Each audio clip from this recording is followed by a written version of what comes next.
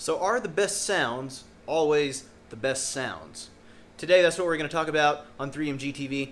Also, be sure to like and subscribe to this channel and ask some questions in the comments so that I can have more videos to make to answer them. What are we going to learn today?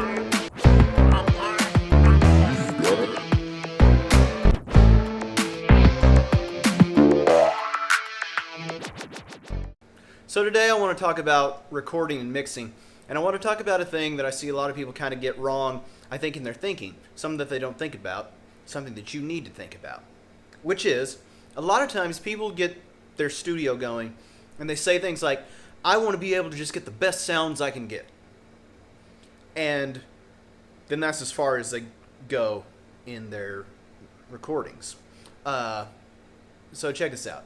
If I wanted to record a kick drum and I got the biggest, fullest, best sounding kick drum recording that I could possibly get, that'd be great if I was going to make a sample pack. I could stop there. I could say, there is my kick drum sample that people can use for stuff.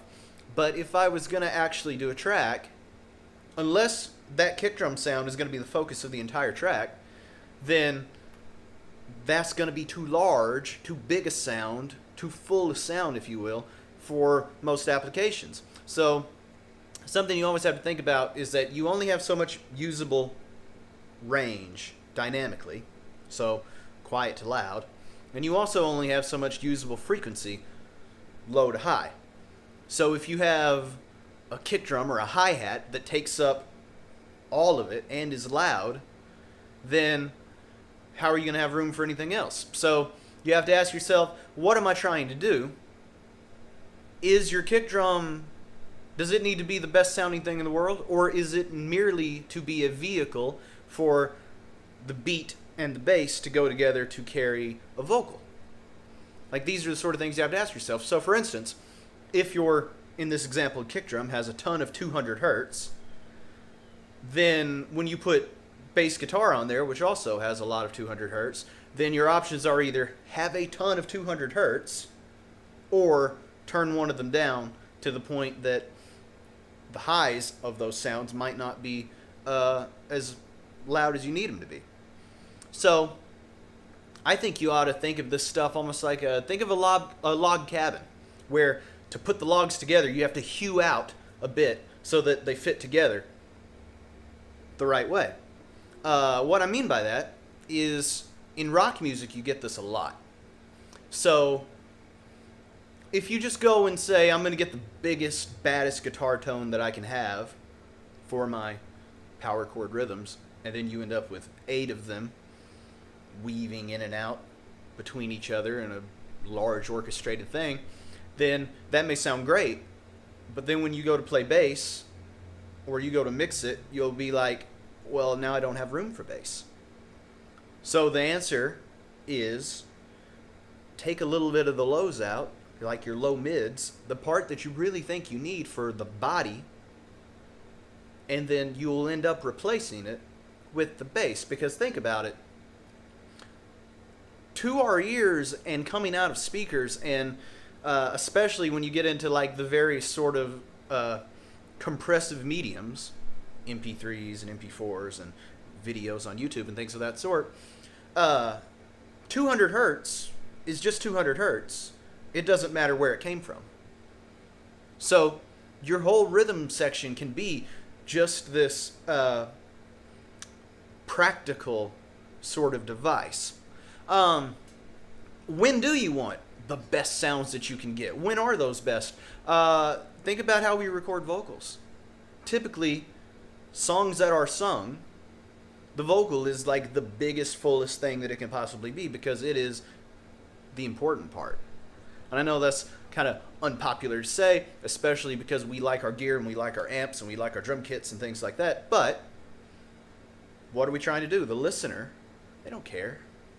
They're like, I want to hear those words. And so you make those sound as natural and as full and as good, subjectively, as you possibly can. Now let's go back. There are some instances where you can get the best sounds to be what you need, and that's in like Americana and folk music, where you end up with albums that they will end up sounding a bit like Bruce Springsteen and Tom Petty and things, which is good. But if you intend to record something that sounds like Metallica or Fall Out Boy, then you might find that the sort of get the pure sound, mix them however they need to go, and then put it out just isn't an option. Think about like your 80s hair bands. Why did those guys sing so high? It wasn't so much because they just wanted to sing high. Later on it got that way. I mean, when you get into like Motley Crue, in my opinion, they're kind of almost like where the thing starts to jump the shark, where bigger drums, faster guitar solos, higher singing. But Ozzy Osbourne was probably singing high because there was no room at the bottom. Guitar amps got so large, drum kits so large and so loud, and recordings able to keep up, that the only place you can go to present what's left of the song after such convoluted arrangements is higher up.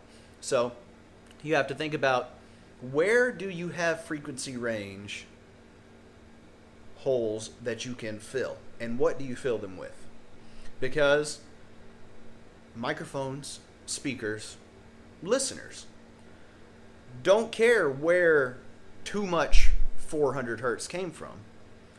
But if you keep on stacking it up, then eventually that's what you're going to have, and you get these tracks that you may hear a lot if you listen to a lot of amateur recordings that are just bulbous in the middle, because they don't allow space in their various stages of recording for other stuff just to fit. So those are some things to think about in mixing, especially in various types of music. Think about primarily, what is this a vehicle for?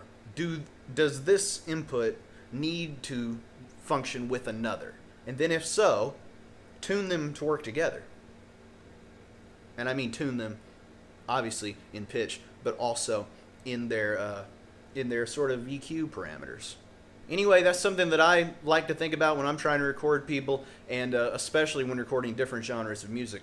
They don't all function the same. I mean, if you can just mic up a blues band and record what they play, then yeah, get the best sounds you can. And another thing, you can get the best sounds you can anyway. But then the next step needs to be, how do these need to function now that I have all these good sounds? Anyway, I hope that helps. If that's confusing, or if maybe there's terms and ideas in there that you want explained further, leave those ideas and statements down in the comments, and I will make more videos.